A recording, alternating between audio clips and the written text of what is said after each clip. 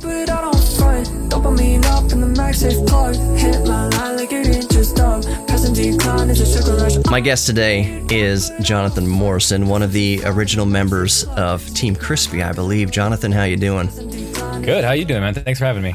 Dude, I'm awesome. Thank you so much for coming on. I've been hollering at you, if I can talk like the kids, for it's been like I don't even know, a year or two, just some tweets here and there. Hey, let's talk on the show. Let's spaz out about geek stuff and audio, especially because I could tell, I followed you on YouTube. And by the way, radio listeners, if you don't know who Jonathan Morrison is, just go to YouTube. His content is absolutely amazing. Does a lot of audio content, a lot of new tech content, cameras, videography, cinematography, audio production. He's the man. You got to go follow Jonathan Morrison on YouTube and all the socials and Twitters and all that good stuff. And I'll let him plug later on. But you talk about audio, and that's why I really wanted to have you on the show, is to talk about some audio. I see behind you, a good segue to this is you've been on this, is it Dolby? It's Dolby Atmos and Apple's 3D audio for a while now. What has your experience been with that for those who don't know? It's probably the coolest thing I've maybe ever got to experience on a maybe music and tech level. Mm-hmm. And I've talked about it, but I don't know if I've ever been more excited about one specific piece of technology, just because in the audio space, I almost feel like if I had to compare it to something, it would almost be like going from black and white to color in mm-hmm. terms of like video, in terms of like that drastic of a difference where... Right. Because it's one thing to go from 1080 to 4K or something, but it's better, but it's not like, oh my gosh. And right. This is, oh my gosh, especially when you can hear it in the proper environment, where it's a weird thing to say going back to stereo sounds flat, mm-hmm. and it sounds insane, but it's what happens after you get to experience it like that. So that's an interesting question there, going from stereo to 3D audio and back and forth, and stereo sounds flat. Do you even bother making separate stereo mixes, or does it all get, when you're doing a 3D audio mix, do you just kind of automatically sum it down to stereo, or how does that work for people who don't know? No, actually, you definitely want to start with your stereo mix first, because that's almost the foundation. And for me, I think it's exciting to almost get to have two versions where you're going to treat the stereo differently than you are the Atmos mix, because it's just a different medium, and you're going to have more space, more room, because with stereo, you're essentially really going from left to right. And obviously you're creating width and you're creating depth and height as much as you can within those parameters, but you're in reality just going from left to right. And right. Atmos, it's infinite space, where it's in front of you, it's to the sides, behind you. But I think what separates it, and I think what, the people who are a little upset at 5.1 or 7.1 because that didn't really take off, I think the difference here is the height channels, because that's what makes it feel like you're in a box or a cube, but in the best kind of way. Yeah, that's true. Because in movie theaters, I think that's a decent way to kind of equate it somewhat, is that 3D audio allows kind of more of what movie theaters have been able to do for at least 20 years or so, where it wasn't just, in the home we had 5.1, 7.1, but those speakers were in a single plane, around your head. Whereas if you went to a movie theater, those speakers, there were dozens of speakers around the movie theaters. You had not only like the center speakers, a bunch of center speakers and around your head in that singular plane, but you also had speakers up above and down below, so that you can put an airplane up above, like a sound effect of an airplane, up above your head and then coming down like towards the center, like through the room. Whereas just your 5.1 at home, you could get the 360 around your ears, but you couldn't get that top to bottom. You couldn't have a sound effect going from the top to bottom, or like a guitar solo or something like that going from top left to bottom right around your head, like 3D audio can. Another reason I think that 3D audio is becoming so much more accepted, and as much as people love and hate it, and I have certainly had my concerns with it. I don't know if you remember me tweeting at you this kind of stuff, but Apple has made it more accessible to kind of the more mainstream consumer, whereas not everyone could have like 5.1 or certainly take 5.1 audio with them, and the the what's the word I'm looking for? The psychoacoustic kind of 5.1 simulation wasn't really that great. But what Apple has done is using, what's the chip inside the AirPods Maxes and Pros and everything? They have a processor, an SoC in there that's handling just that kind of audio staging. All I'm getting at is it's become more accessible to the average person. So it's kind of this funny juxtaposition. Like, and that's kind of the next question here is, do you have any sort of aspirations, or have you released any music to vinyl? Let's say you had some big push. You had some followers say, hey, we're into vinyl, which vinyl's huge, and then 3D audio is huge at the same time, like these two different technologies. Do you have any intention to ever mix something for vinyl, or put something else, put something on vinyl?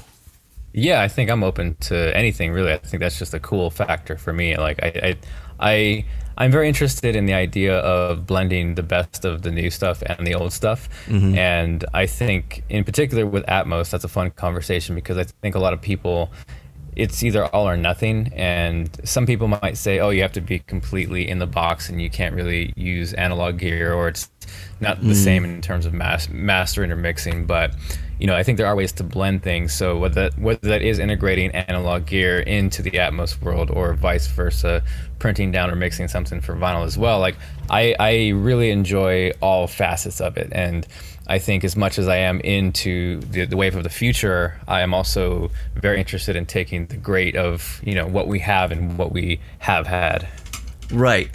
You're talking about this and I'm just like, oh, check this out. I don't know if you can see it right there. Yeah. Old cassette. So right. I 100% agree with everything you're saying there. I'm in love with the vintage tech. Obviously, I just held up a cassette to the camera here, but I also love the aspect of pushing music and experiencing music to the next level. And like you said, going from stereo to Atmos or stereo to 3D audio is kind of like going what mono to stereo was. So I like using all aspects of it. And I'll still, when I am working in the box, and what he means, if I can speak for you for a second, John, Sure. Jonathan, is in the box means like you're doing all your mixing and recording on the computer with a keyboard and mouse, and in some cases with a touch screen. I've got this microphone, which you can't see just off camera here, running through an outboard piece of gear, a Universal Audio 4710D. I can choose blend between transistor and tube amplifier. Right now it's going all transistor. But so I'm going kind of out of the box and in the box at the same time. And out of the box also means like you have a traditional mixer. Like you go to a recording studio where Beyonce's recording or something like that, and they're sitting there at a $500,000 or $1 million SSL or Neve with 32 faders or 48 or 96 even faders, and you've got an engineer sitting there pushing on the knobs, tweaking the EQs and the effects, and dialing in the compressor ratios and attacks and releases and da-da-da-da outside of the box. They're literally reaching around the real world and affecting how the sound happens. Mixing in the box is where it's all done on your Mac, or it's all done on your Windows PC. It's all done in the laptop. It's all done in the computer, where you're taking a mouse and you're dragging faders up and down. I want to make the snare drum higher here, drag the mouse up. I want to bring the kick down a little bit, drag the kick down. I want to bring the guitars up, with the mouse. That's in the box. So me personally, and this is my question now for you, John, do you ever, I like to take some tracks in particular, sometimes how I'm feeling completely depends on the song and the genre and the feel of the song, but I like to take some of the tracks at least out of the box and dump some tracks to a 4-track cassette recorder, or even my 8-track cassette recorder, the Tascam 688, which takes 8 analog tracks onto a cassette tape. I'll bounce it out to the tape, get that tape saturation, that warmth, and then I'll put it right back in the box, because it's just so much easier. And a lot of edits are just impossible outside the box that you can do inside the box. Do you ever take some of your tracks and kind of take it out of the box a little bit and then put it back in the box?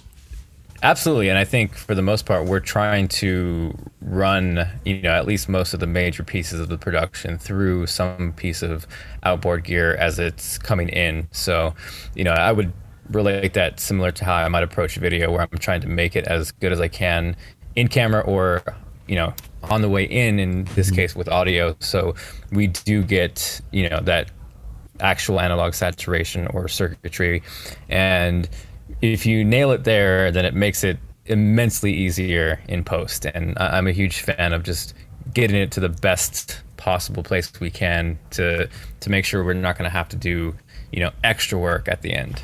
Preach. There's the old saying, garbage in, garbage out. And I don't care how good technology gets.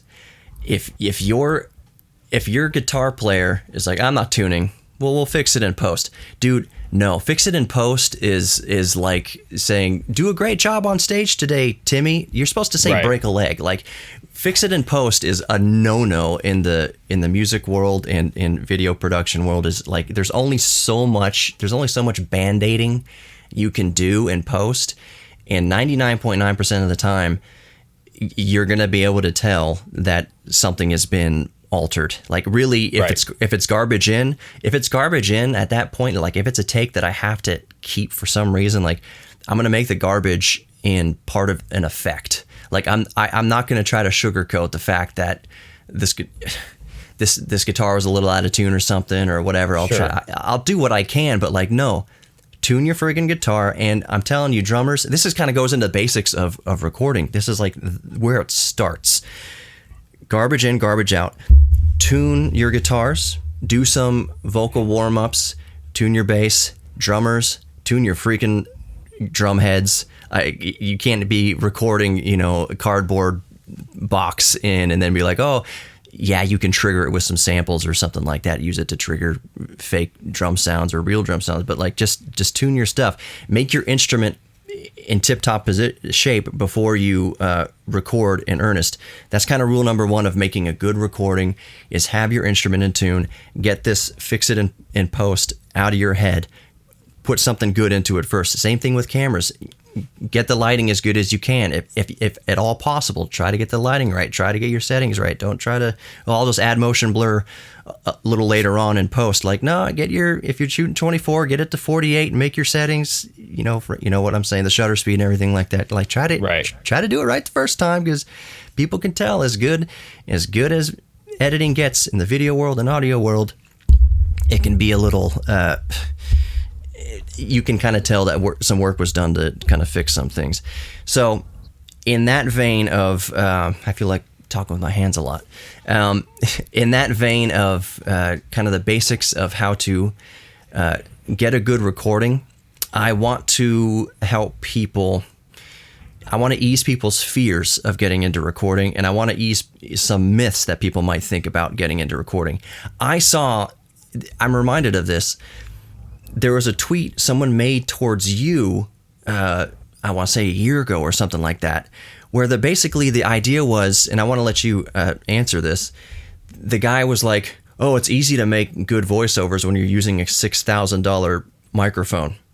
What's your take on that, Jonathan? I believe my response actually was, I'm actually using like a $600 microphone. And weirdly enough, it's a good segue, because I think now, as music has become more and more of a thing, it's kind of the first era where I've kind of dove into a little bit more of the higher end audio gear. Mm-hmm. But, early on, especially just starting out, I was actually kind of scared of high end gear, because I think it's easier to make something, not super expensive sound good. And I was always kind of afraid that I wasn't going to live up to that high end piece of gear. Like, if I screw this up, it's on me. Mm-hmm. So I was always about, how can I make the most of what I have? And for years and years, we used the Zoom H1, which is $110 piece of gear, mm-hmm. as our boom mic. And those were the Home Depot light days. And even to this day, for most of, I would say the past 3 years, the Audio-Technica 4053B is my go-to microphone, and it's about $600. And is that a shotgun? It's a shotgun. It's half the price of, like, you have like the classic MKH 416 or the M50 or whatever from some of the higher end stuff, but it sounds great. And again, if you can make $100 shotgun sound solid, right? If it comes down to your placement, and you don't have to have the most pristine acoustics in the world, but placement and make sure your axis is right. And so, yeah, I think my literal response to that tweet was like, actually, I'm only using a $600 mic. Mm-hmm. And even going further, I'd be like, you can get awesome results with a $60 mic. Sure. The reason why Jonathan sounds so good and why everything is so crispy and everything is great isn't because of the money he spent, and isn't because of the money I spend on microphones or anything like that. I'm recording my raw audio into a $190 MXL V67G that I bought in 2003. And out of all the microphones I've had and all the microphones I used, I've got a vintage RCA 77DX floating around. It's on this big boom over here. It's a ribbon mic from 1947, I think, is when it first came out. It's been in my family since 1954 when my grandfather worked for RCA. That microphone, I don't know how much it is worth right now. Easily $2,000-$3,000, maybe $5,000. It's an awesome mic, legendary. David Letterman's desk, Jay Leno's desk, all those old school, Johnny Carson's desk. The picture a microphone in your head, like a meme of a microphone, right, or like an emoji. That's what the 77DX is. But the fact that it's this legendary, vintage, expensive thing in no way means that it's going to make my voice golden. What it is it takes so much work to get that thing sounding good in a modern world, that it's a big time deterrent for me to even use it, because I know that I got to use it. Well, now I need a cloud lifter, which is basically an inline gain booster. I know that I'm still going to have to crank the gain on my Tascam interface here and going through my UA audio pre. Like, just because something costs a lot of money, like Jonathan was saying, it's not necessarily that you're going to damage anything, or that it's going to or make a bad recording or make a good recording. What happens with high-end gear, let's switch to like modern high-end gear, going from like 480p to a 4K camera, that's going to expose, what that high-end piece of gear is going to expose is just how much work you really need to do on the basics. My dad was in broadcast TV, and when they went from standard def to high def, ABC at the time said, "Yo, Alan, we need you to go have some surgery on those bags under your eyes and the wrinkles in your teeth, because we're in HD now," and it exposed these imperfections. So a expensive piece of gear is going to expose imperfections, but at the same time, you can get at least 98% of the way as far as sounding good with a $600 microphone as you can with a $6,000 microphone. That return on investment, that diminishing, right, there's a lot of diminishing returns when you start getting to super high-end gear. So that's one of the myths I want to dispel. For that person who tweeted, "Oh, it's easy to sound good with a $6,000 microphone," you can sound good with a $60 microphone. The point is knowing the basics, and that's what I want to get into here now. So, Jonathan, you mentioned earlier, even during the crispy days, the early crispy days, you mentioned using like Home Depot lights and not fluorescents, but incandescents and whatever, going on the cheap. The reason why you were able to make your stuff look so good and sound so good wasn't the amount of money you spent on the gear. It was the know-how that you had up here, the fundamentals, and knowing what you were doing with what you have. So here's a good starting point. Somebody just bought a snowball. What do snowballs cost now? A blue snowball, like $50 or $60, maybe? 50, $60 on the regular, yeah. They're definitely under 100. So that's a very popular mic. Let's start with that. Let's start with how people can get a good sound out of that mic, since a lot of people have that mic. And I'll get the ball rolling here. Mic placement. Sure. Yeah. I mean, like I talked about, it really comes down to what you're doing, right? Like if you're doing an instrument, you want to give yourself an adequate amount of space, so you're not super far away. I mean, just from a very basic level, I think from an audio level with that particular mic, that's something you're going to need to be close by. So you can't necessarily boom yourself with a blue snowball and expect shotgun results. So, if you can, get yourself some sort of stand. If you're just doing a voiceover or a talking type environment, get it close enough, probably, maybe 12 inches away. And the cool thing with that is there is a pop filter more or less built into that one, I believe. Mm-hmm. And if it's not enough and you start to hear the plosives of the P's and stuff, then you can always add, an additional pop filter to kind of help control some of those plosives. But, really just basic things. Make sure your refrigerator isn't blasting noise, or make sure your AC isn't blasting. If you can bear with turning it off for the duration of recording, I always would try and do that. Sometimes it gets unbearably hot, but again, it comes back to the capture it as clean as you can ahead of time, because the other part with that is once you do that, it's the less fixing you have to do after, the more you can just kind of be creative with it. So right. And I was also going to say, even if you don't have a pop filter, you can twist the mic a little bit off axis so that your P's and plosives kind of go past the diaphragm instead of just directly into it. So if you're looking at the camera that I'm looking into right now, a P plosive popping the microphone's coming at the diaphragm straight on, 90-degree angle. If you don't have a pop filter to deflect it off, what you can do is twist the microphone, and that what happens is your hand, the sound wave comes out at a little bit of an angle and kind of reflects off in a more natural way. And you don't even need a pop filter for that. A pop filter is better because it allows, better close miking and all that kind of stuff. But if you don't have a pop filter, there's these basic techniques that you can use to get the best audio out of what you already have. Everything about what Jonathan said. Start with a quiet environment, turn off your AC unit if you can bear it. Like if you're going to be laying down a good guitar take, by the way, to mic up a guitar with a Blue, which is a cardioid microphone, the basic general textbook way, and there really is no rule book, but the textbook way to do it, 12th fret, little off axis. If it's too bright, aim it more towards the sound hole. If it's too bassy, aim it more towards the fretboard. But 12 inches away, 12th fret. Basically start there, turn off the AC, have your guitar tuned, record the good take, and you're going to have clean in, and then you'll have clean audio out, clean audio to work with. So you have that $50-$60 USB condenser microphone, a Blue, I want to say Yeti, Blue Yeti, whatever. No, Yeti Blue is like the higher end version of it. Yeah, Snowball is like the $60 one, Yeti's like the $150 Exactly.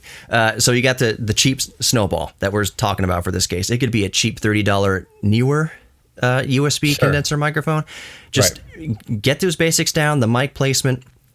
You've got it going into your computer using whatever recording software, which we'll talk about in a minute.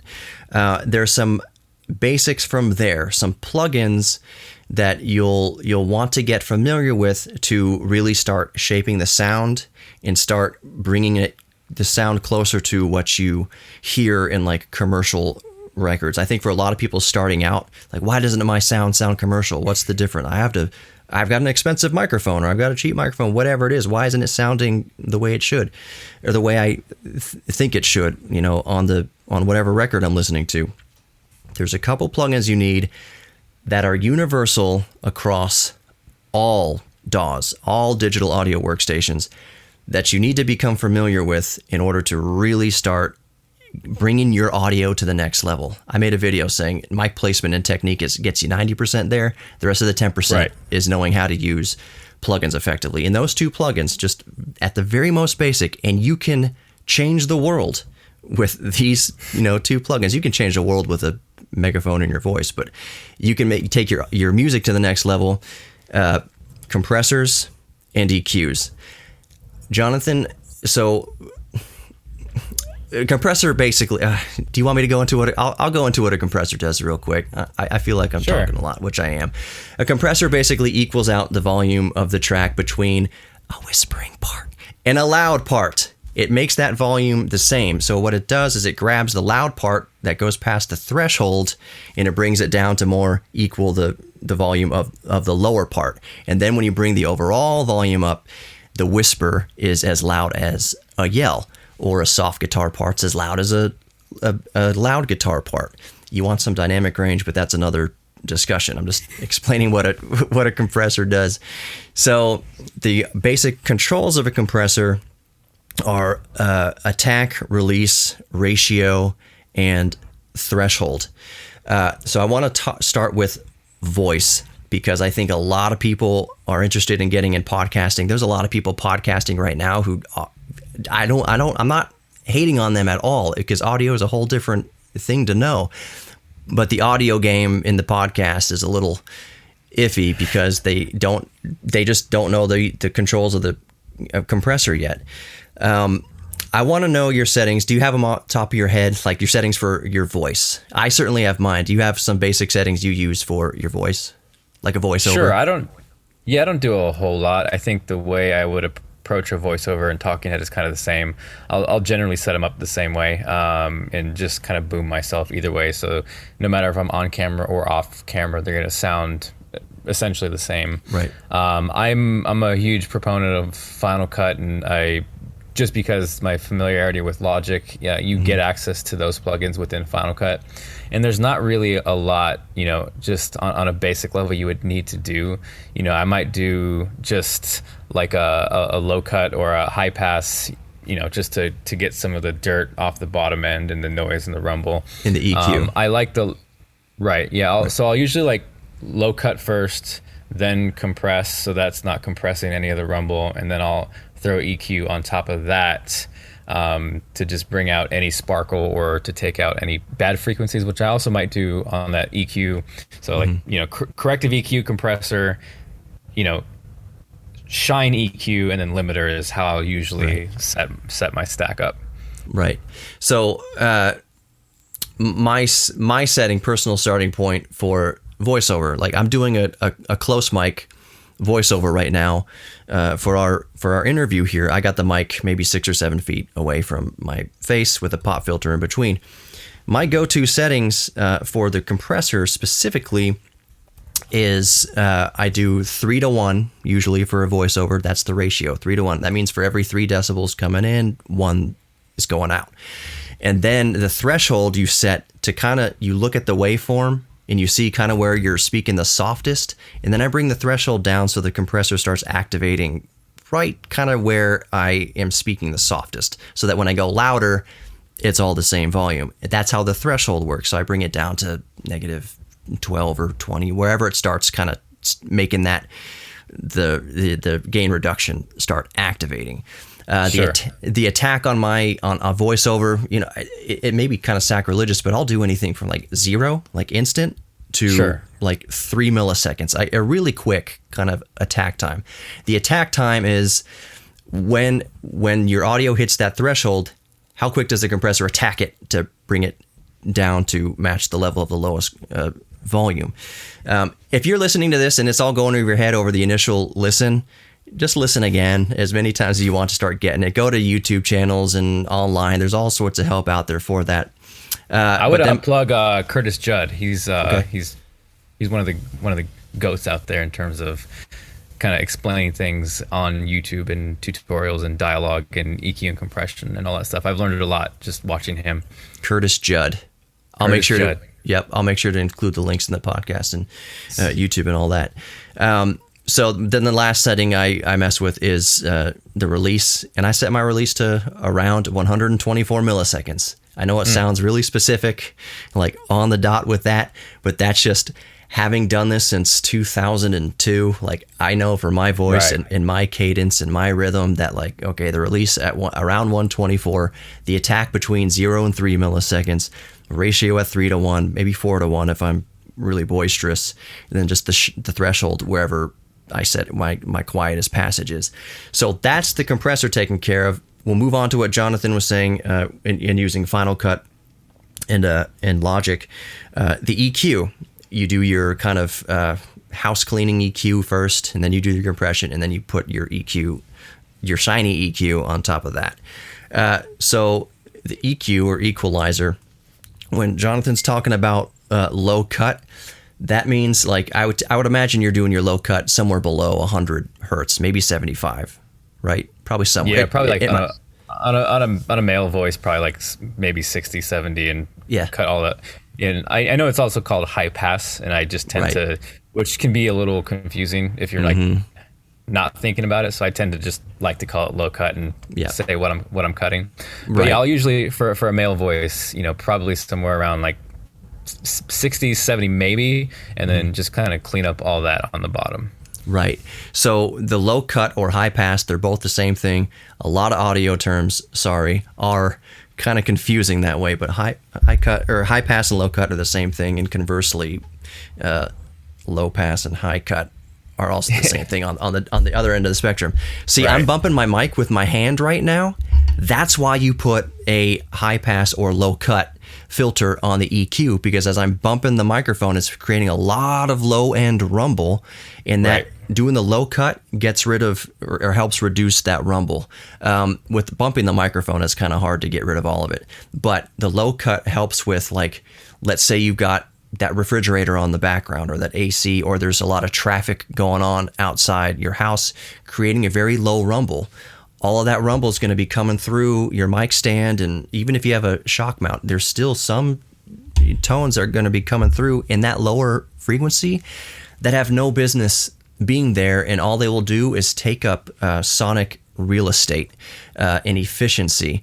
So, for instance, let's say you're recording a flute player, and you know darn well there's not going to be anything below like 200 hertz, like with a flute. Right. So bring that low cut all the way up, 150, 200, whatever, because there's nothing down there but like rumble around the studio that a flute instrument can't reproduce down that low. So get rid of it. And that's what helps. We talked about 3D audio and Atmos and even stereo imaging. What helps each instrument and each track breathe is really the EQing, and specifically that low cutting and high passing and high cut, all that kind of stuff, is giving each instrument its place on the stage to breathe. If you don't low cut the flute, then it's gonna those low frequencies just build up. If you got 16 tracks, 17, 18, 32 tracks going on, none of them are low cut. At the end, you're gonna be like, why does my mix sound so flat and muddy and stale and garbage? Dude, go through and just start adding the low cuts to everywhere. I'm not even saying EQ a whole bunch of stuff anyway, like boosting and whatever. Just go and low cut a whole bunch of stuff through your thing, and just listen to how your mix all of a sudden breathes. The kick is kicking and down in those low frequencies all by itself. Nice, and it has all that real estate down there, all that bandwidth down there to punch through and sound like a kick drum. The bass guitar starts happening a little bit higher above that. It's got all the room in the world to breathe, and the bass guitar is not reaching up in the higher frequencies to start interfering with like distorted guitars or vocals. Everything is just kind of sitting in its nice little groove. So that's kind of EQ taken care of. And again, we talked about Final Cut, which is video editing software, which is very similar to audio editing software. And thank God nowadays, video editing software has a lot better audio editing tools. Like I personally use DaVinci Resolve, and I love the audio suite in DaVinci Resolve that you have built-in ducking. I'm sure Final Cut has the same thing, and Premiere has the same thing.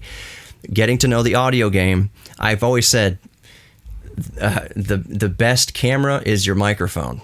Basically, that if you have a crispy Jonathan video and then garbage audio on it, like, people aren't gonna pay attention to what you're saying. They're gonna leave. Like, it's off-putting. And versus, hey, let's say your video quality is a little bit less, but your audio game is on point. Like, people I believe will kind of stick around longer when they can hear everything legibly and clearly. So. I was talking about the Atmos and stereo imaging. EQ is how you let things kind of sit. Panning is where you kind of put them around your head. Let's go back a little bit. Jonathan, when did you first really kind of start getting into digital audio, working in the box, and what was the first program that you used? Man, so it's a little bit of a kind of long journey, but then a long kind of break, if you will, in between that, because I got into audio specifically and guitar over I don't know, 15 years ago. And I don't talk about it a ton. I opened up a little bit on the Tyler Stallman podcast, but, in a nutshell, not to drag things down too much, but I, got into music because of my dad. I lost him when I was younger, 18. And I think with that, I wanted to turn to music to feel better. And I just, for whatever reason, kind of couldn't. And it had the opposite effect where I ended up kind of falling out of love with music. And it was just never the same. But, those early days, I think my first DAW was on a Windows compact PC, and it was called Traction. That was my first foray into any kind of music software. I think I eventually, I was on PC for a few years, eventually got an iMac. I didn't super love GarageBand because of maybe what I was used to in Traction. Immediately fell in love with Logic, and that was kind of always what I would turn to. But, between that and, kind of just not enjoying it like I did, then you kind of grow up, and then you got to have responsibilities and grown up things, and video kind of took off, and that was really my life for, the last 10 years. And I never wanted to let go. So I would always, integrate music in some form or fashion. And anybody who's watched my stuff usually would notice that it's usually music driven, just because music is kind of the catalyst of what gets my brain going for an edit or a creative decision or just anything really. And I think at a certain point I wanted to just kind of change that trajectory. And with the pandemic especially, it just kind of was more of like, what am I doing all of this for? So I would say, since 2020, I've kind of really put everything I have into it. And I think part of that was getting back into playing again, because people, I think, were sometimes confused of, here's this tech guy and he kind of really likes music and maybe I don't know why. And, I got a chance to work with some really great people because of the stuff that I was doing. And, I often, I'm a huge fan of Jonah Hill, and I think some of the things I've seen with him and him wanting to direct and do movies, but waiting and kind of putting in his work in, when it was time and not just trying to jump into it. That was motivation for me in the sense of, I do get a chance to work with these great people. I think deep down I have something to offer musically, maybe not right now. So what I want to do is just put my head down and work as hard as I can and get to a point where, hey, I can be in the same room with these guys, not from a place of, asking, or I don't want to say pity, but like, I want to earn my place in the room musically. I know I can hang with, some people on the video side, but I want to earn my place musically. And that's kind of what I've just been putting my head down doing for the past 2 years now, which is wild. Man, I respect that from start to finish, the connection with your dad. My dad died in 2013. He was 65, and he is the one that got me into music. I was the kid in high school listening to Stevie Ray Vaughan, going out in the garage and playing for 8 or 9 hours after school, just ripping into Texas Flood and Voodoo Child and just playing Stevie Ray Vaughan and having posters of Stevie Ray Vaughan in my room. Everyone else is like, Limp Bizkit and whatever else, year 2000. I'm like, Stevie Ray Vaughan. The other guy, so my dad and I used to go to Antone's in Austin quite frequently. Like on Friday after school, he'd be like, you want to go to Antone's? Like, yeah, we live in Houston, which is like 2.5 hours from Antone's in Austin. Right. And that's some of my fond memories. Everybody has this, especially like the father and son dynamic is never cut and dry one way. It's like even the best relationships are like it's not really, there's a dynamic there. And my dad certainly had misunderstandings. I knew he loved me and everything like that, but we certainly had that kind of vibe going on where he's going through the teenage years, not knowing where each other's at and stuff like that. But music is what bonded us together. and what made us friends in the end. Before he died, the last year or so before he died, it's the only time in my life I can say my dad is. I get it. I get him now. He's my friend now. I was able to get that kind of closure before he passed. In the music, just like the gift of music that he gave me, his palette was so wide. Every Michael Jackson album, every Vince Gill album, every Stevie Ray Vaughan album, every Aerosmith album. Like he just loved music, and he imparted that to me. That's why I got into music. And I feel personally like I still perform a few times a month, like just behind the curtain here a little bit. I sing at our church and play guitar, and they kind of call me in like, hey, can you do this song? Like, yeah, that kind of keeps like the cobwebs off. But I feel like I'm in this kind of creative doldrum because I'm not blaming my son at all. My son is my world right now. But like you said, adult responsibilities, things kind of come along, and kind of like you can't devote as much as you would like to music. So I feel like I'm in that part of my music journey, which is completely okay to be in that part of your musical journey. You never want to force, and I kind of want to, this is something that you can jump in on. Sure.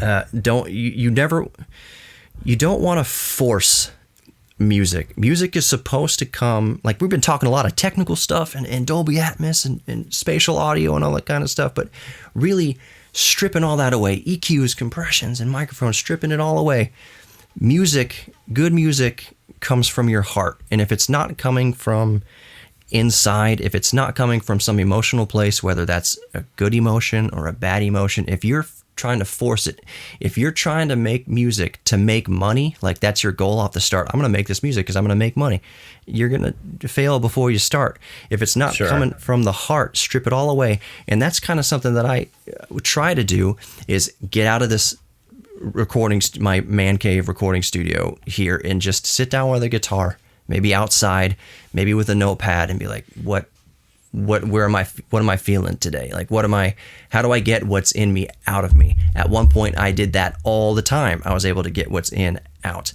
So it's kind of cool. Like, it's weird for us tech guys to say this, but like, get out of it, step away from it, and just bring your acoustic outside or in the garage or something, away from the need to feel like you got to track everything, and just kind of reconnect with that. Is that something that you feel from time to time, that you just need to kind of refocus on yourself and let the music come from a natural place before hitting record? Yeah, I don't know. I mean, I think music is one of those things where, especially in 2020, it was just more of like a mental outlet for me. So it made me feel better, and I think I would reach to a guitar if I was like, working a lot or stressed or anything. And I think, it's of course turned into one of those things where now it's, it happens to be another thing that's kind of the classic scenario of when you kind of surround yourself around the things that you like, it inevitably kind of turns into part of what you do as a living. But I don't feel like it is that, because, in the actual contrary part of that, I think I had a lot of eyeballs looking at me like, yo, what's wrong with you? Like, why are you spending all this time on music? You're actually probably throwing away, growth or money or whatever it is, because you have this tech thing, that is doing solid, right? Like, why are you spending your time on this that maybe isn't making money and not necessarily seeing, for me, it was just like, I want to be happy with what I do. And music, as much as I do love video, music just makes my brain feel a different kind of way. Right. And I think part of doing this, as much as it's been fun to be in this and to make stuff and to get to live in this, wild setup, my favorite part has been getting to have someone come in here and listen to it. And it's very similar to, I would call it like the Disneyland effect, where it's like, for a second, as cliche as it sounds, like magic's real. And it's wild because, music is cool because it almost forces your brain to visualize things. And, with video, we kind of have that aid or that assist to kind of help us through that. But with music, it kind of just it turns on maybe different parts of your senses, and you feel things, you get chills, the hair on your arms might stand up. Some people might close their eyes, some people might not, but just to see someone react and to truly experience something that they've never experienced before, that's definitely been my favorite part of this. Man, so earlier today, while we were DMing back and forth, I was editing a video. I'm the YouTube channel manager for the Houston Museum of Natural Science, which, if you're ever in H-Town, by the way, we'll cruise in my DeLorean up to the museum if you want. Anyways, I was editing today, and I was like, man, this video, why is this video I'm editing, like, it's kind of like making me tearing up. Like, I'm the one making this thing. It's about the battleship Texas, and it just gets, like, in my opinion, kind of more epic, like, as it goes, telling the story of this battleship and the sailors and serving in both world wars, and like the whole thing is epic. I'm like, what's making my hair stand up? What's getting me my eyes welling up? It's not that I'm showing these, epic drone shots of the battleship. It's the story blocks music that I've chosen to put on here. If people react to this video and love it for whatever reason, it's not going to be just because, a small part's going to be because of the visuals that I'm showing you. But what's actually ramping up their heart and their emotions is what they're hearing.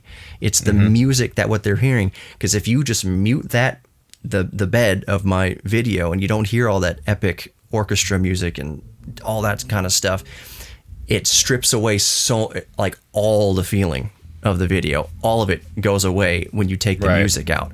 So to what you were saying earlier, music helps you visualize it. Like, your brain is capable of so much more. And it's so weird to say this, man. Like, we're in this, we're in this tech world, all the high tech stuff coming out, all the 5K displays and 8K and 12K cameras and all the bells and whistles and spatial audio. Like, it's super high tech.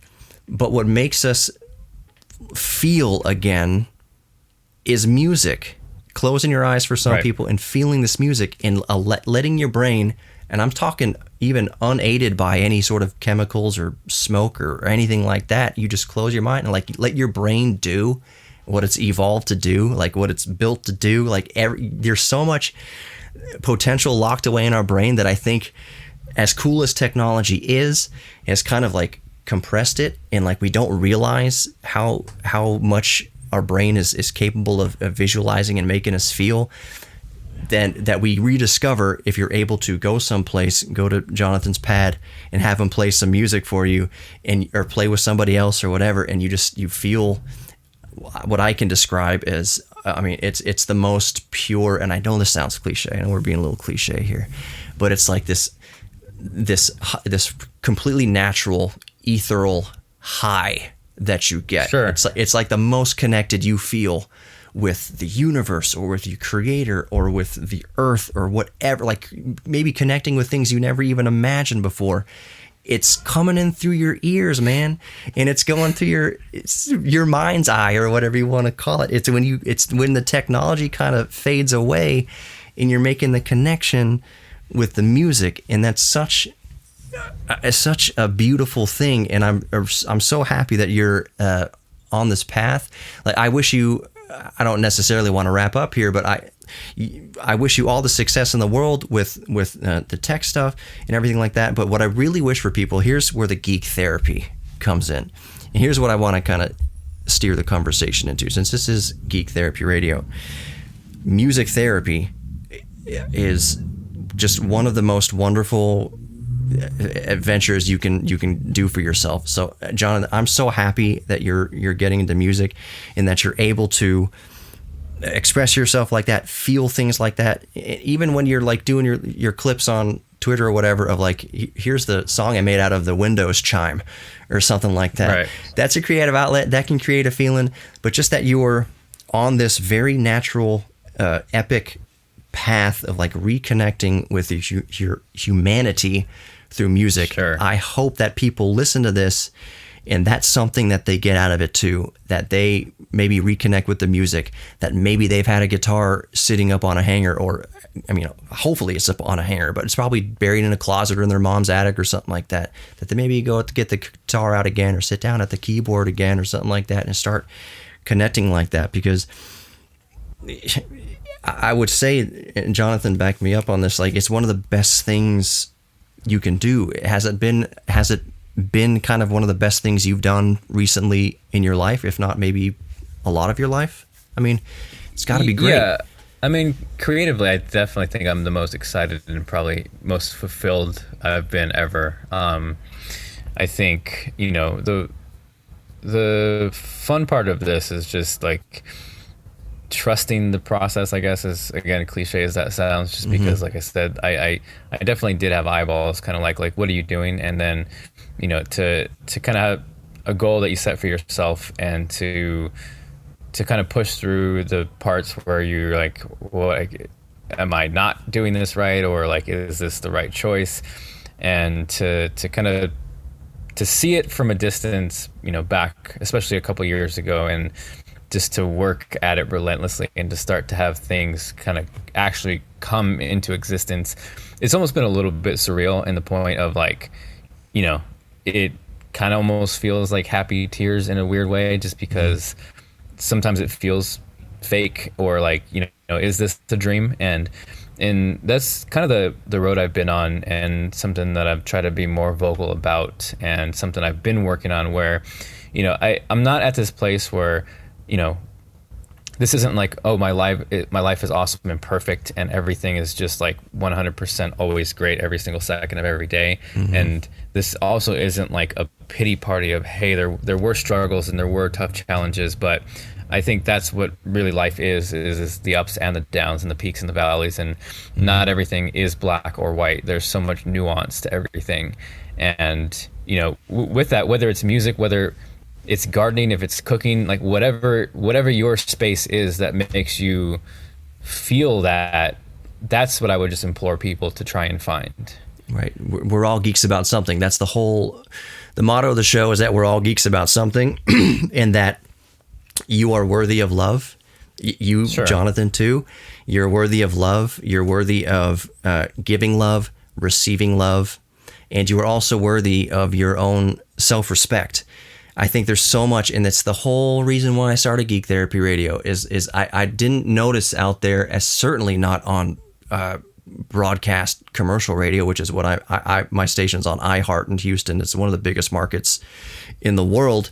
But like you hear all this political division stuff, like it's trying to rip people apart, and all this vying for people's attention by saying the most ridiculous, crazy things you can say. But it seems like I've always envisioned what I was doing as being a little voice in a desert, like saying, "Hey, you are worthy," you know. Right. And I wasn't sitting here saying you aren't worthy. Your liberal neighbor or whatever, they're stupid and they're not worthy of love. They're unlovable. They are them. Like sure. This whole division thing. They are them. Like, how is anyone saying we are we? Like, we are us? Like, is anyone drawing a circle in the sand instead of a line in the sand? So I don't know how like I always said, like, I don't care how big my show grows or how, like, I hope that whoever finds it is able to find some sort of at least shred of peace in their life, or at least, like I've said in the past, like, burn the words "you are worthy" into your eyelids. Not really, don't go out and, you know, sear something into your eyeballs, but I'm saying, it sounds cliche, is how I end every show. You are worthy of love. You are worthy. You are worthy. You're worthy. You are worthy of your own self-respect. That's huge. Sure. So that's kind of my whole thing, and I'm glad you were touching on that. And I know we can wrap up here. I know your time is. I've had you on for a little bit here. So life is peaks and valleys, and I'm sorry if I'm sounding preachy or anything right now, but I just don't think there's enough in the world saying this. There's enough outlets right now preaching this, for lack of a better word, that you are worthy.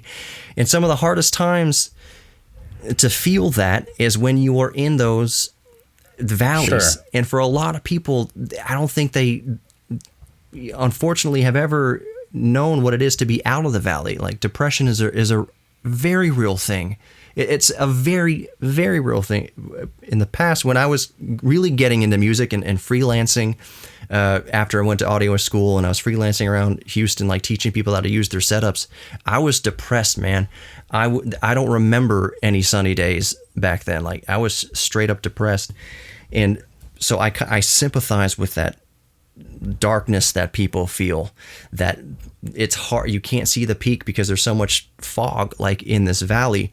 So one of the things I try to do is, when I have guests on the show, is you don't have to, there's no magic pill that you can give that's going to fix somebody, but just, there are words of encouragement. And I think if people start to hear it enough, that maybe if I say you are worthy and you're worthy of your own self-respect and you're worthy of love enough, that it sooner or later starts to take a little, the seed gets planted a little bit. So Jonathan, if there's somebody listening right now, if there's people listening right now that are going through some hard times, you yourself may be going through some hard times. I don't know your entire personal story right now, but like, what could you say to people? What would you want to tell people who are in that kind of in that valley right now, maybe can't see through the fog? Sure. I think, at the core of it, there's definitely someone out there who A, cares about you, and B, definitely wants you here. And I think sometimes as hard as that is to maybe see in the moment, that's just inherently there. And I think, like you said, that's a very cool thing. And in kind of like parallel way, it's something I've tried to get better at, is because I'm very monotone and very internally kind of facing person. And I've always kind of been shy and awkward. And so talking is always the hardest thing for me. And with that, I've always had a hard time expressing just feelings, and that could be gratitude, right? So I've wanted to make it a personal goal of mine to be like, hey, I'm kind of not the most expressive person, but I'm going to let you know that I'm also going to let you know when I appreciate you. Because like you said, whether it is the exact saying of you are worthy, or, just give someone a compliment, and then something as simple as that, could lift a day or change something, and then that could pass on to somebody else. And, I'm a huge proponent of like the ripple effect and butterfly effect. And, every little move matters, especially in this world of chaos, where sometimes it might feel helpless or worthless, or what's the point, when, it's almost the exact opposite, where it's like, that's more important, especially now than ever. And from my perspective, again, like I don't ever want to sit here and come off like that, A, I'm so blessed and everything's perfect, and B, that I've had hard times, because we all at the end of it end up having hard times, and sometimes more than others. But I will say, any of the hardest times, I tend to not want to change things, because I think you don't really appreciate how good something feels without knowing how shitty sometimes the lows feel. And it's that juxtaposition of life, like I said, that, makes you really appreciate the smaller things. And like I said, whether it is music, whether it is gardening, cooking, whether it's family, right? Because that's something I've struggled with, not from a lack of wanting to spend time, but I just get so fixated into making stuff, where it's been an internal struggle, because I just love making whatever it is, and it's what makes my brain tick. And I can 100% relate to that feeling of, it's almost this euphoric high when you get onto something creative, where I don't do drugs, I don't do anything, and I don't know if I necessarily react well, because I feel like whatever the creative thing that I do is enough to send my brain places where I'm like, okay, like I'm a little up here right now. And, it's kind of forced me to be self-aware, and, to kind of round up that tangent to the answers, A, I will reiterate what you said. Everybody is worthy of something, right? Like no one deserves bad, right? Right. And if I may not agree with you, I don't wish ill on you, and that's not gonna accomplish anything. So I think just how I would round it out. No, dude, I think it's super important and super cool, especially nowadays, that people hear, their favorite YouTubers or content creators in the social media landscape, in this content creation landscape. It's refreshing, and people need to hear sometimes that these are real human beings with real feelings and going through real struggles. And we'll wrap it up, but as well as I do, that social media creates this kind of this push to put your fake life out there and make it just look like everything is great. Oh, #blessed, everything is great. Right. Well, you may have a special needs, family member, or like your dad just went to jail, or mom, just some terrible things, and like that it's okay not to gloss over that, and not to make some fakeness out of it. Like it's okay. I guess what I'm trying to say is it's okay to hurt. You're not broken. Like there's nothing wrong with you to feel pain. It's not. I think that's what we're conditioned into with social media, is that I'm not happy, so I must be broken. There's something wrong with me. I'm not allowed to feel this way. I am being a bad person by feeling bad, because everything I look at is everyone else is doing great. Like, I don't want to be a burden by feeling bad. Sure. You're allowed to feel bad. You're allowed to feel bad. You're not broken. It's okay to be sad sometimes. It's 100% okay to feel that way and to feel these feelings, and just no matter what. And if you're in your high or in your low, just to keep telling yourself, remind yourself, that sounds cliche, but you are worthy. You're worthy of feeling the sadness. You're worthy of feeling this joy. You're worthy of giving and receiving love and giving out the love, and you're worthy of the self-respect. So like Jonathan says, and like the motto of the show is, whatever your geek thing is, gardening, music, tinkering with old computers, tinkering with new computers, making music on the new M1 Ultra or whatever, which isn't going to make you make better music, but it could still be good equipment. This is something we didn't talk about because we're just running out of time. Good equipment, there's something to be said for good equipment, like a $5,000 guitar versus a $50 guitar. That instruments can inspire creativity. So it's not to say that it's not to say that people don't. You should never buy an expensive piece of equipment, but you shouldn't buy it just because it's expensive. Yeah, I mean, it's exactly that sentiment of, it's so much nuance, right? It's not A or B. There's so much in between, and it's never this straight path of like it's this or that, right? It's a little bit of everything, and that is life. And I think life is imperfect, and that's kind of what makes it what it is. Yep. And you're allowed to stumble sometimes, and you're allowed to hurt.